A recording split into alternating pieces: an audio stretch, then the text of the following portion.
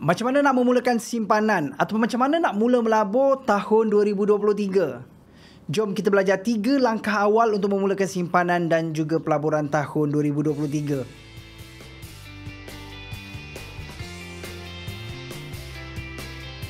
Langkah pertama, ketahui apakah sumber untuk anda memulakan simpanan ataupun memulakan pelaburan. Langkah yang kedua, tetapkan matlamat ataupun apakah objektif untuk anda menyimpan ataupun melabur. Dan langkah yang ketiga, ketahui bagaimana ataupun di manakah untuk anda menyimpan ataupun melabur. Apakah instrumen yang ada untuk anda simpan ataupun laburkan duit anda. Kita mulakan dengan langkah yang pertama. Apakah sumber yang anda ada untuk memulakan simpanan ataupun pelaburan? Ataupun bahasa mudah, apa yang anda ada untuk disimpan ataupun dilaburkan? Duit gaji ke, bonus, dividen ke, duit hadiah ke, ataupun mungkin baru mendapat duit bahagian pusaka. Jadi itu antara sumber-sumber yang mungkin anda boleh gunakan untuk memulakan simpanan ataupun pelaburan. Saya percaya ada di kalangan masyarakat tidak sempat untuk menyimpan ataupun melabur kerana langkah yang pertama ni tidak dapat dilakukan. Kerana apa? Tidak ada sumber untuk menyimpan, tidak ada sumber untuk memulakan pelaburan. Bila gaji masuk, bayar hutang, bayar bil api, belanja dapur dan macam-macam lagi perbelanjaan perlu sehingga yang negatif pun ada. Jadi tak sempat nak menyimpan, tak sempat nak mulakan pelaburan. Ada pendapat yang mencadangkan nak mula menyimpan ataupun melabur kena keras. Kena hati kering. Dapat je gaji, tolak 10%, buat tak tahu saja, buat auto deduction. Gaji terus ditolak untuk simpanan ataupun masuk ke mana-mana instrumen pelaburan.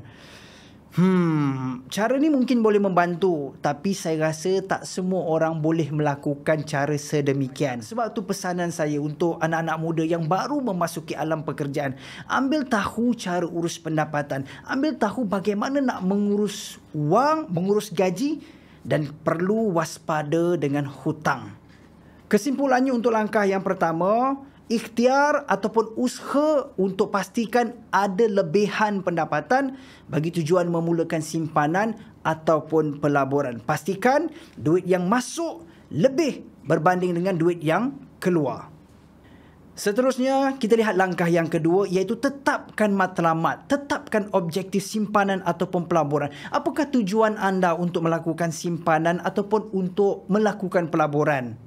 Untuk tujuan pendidikan anak-anak ke, untuk tujuan persaraan ke, untuk tujuan perkahwinan ke, nak pergi umrah atau haji ke, mesti ada matlamat, mesti ada objektif untuk simpanan ataupun pelaburan. Dan langkah yang kedua ini juga akan menentukan sama ada simpanan anda ataupun pelaburan anda berbentuk jangka pendek, jangka sederhana ataupun jangka panjang. Misalnya, kalau anda menetapkan matlamat simpanan ataupun pelaburan bagi tujuan persaraan, bermakna ia merupakan pelaburan ataupun simpanan jangka panjang. Mungkin 15 tahun ataupun mungkin 20 tahun sehinggalah anda mencecah usia persaraan. Dan langkah yang ketiga, perlu tahu bagaimana nak simpan, di mana nak simpan, apakah pilihan instrumen simpanan ataupun instrumen pelaburan yang ada. Bagusnya sekarang ni tuan-tuan dan puan-puan, ada banyak pilihan instrumen untuk menyimpan ataupun melabur. Misalnya boleh simpan di bank melalui simpanan tetap ataupun Islamic Fixed Deposit. Ada ASB, ada tabung haji, ada takaful, ada unit amanah, ada pelaburan hartanah, emas, saham dan macam-macam lagi. Ada instrumen simpanan ataupun pelaburan untuk jangka pendek, jangka sederhana ataupun jangka panjang. Ada yang berisiko rendah, ada yang berisiko sederhana, ada juga yang berisiko tinggi. Namun, mesti berhati-hati kerana ada juga instrumen yang sah, ada juga instrumen yang menipu. Ada yang patuh syariah, ada juga yang tidak patuh syariah.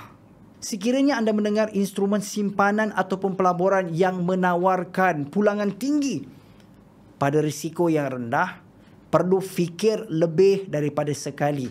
Perlu rujuk kepada pihak yang berkenaan. Takut-takut nanti niat nak menyimpan, nak melabur, akhirnya lebur, duit hangus.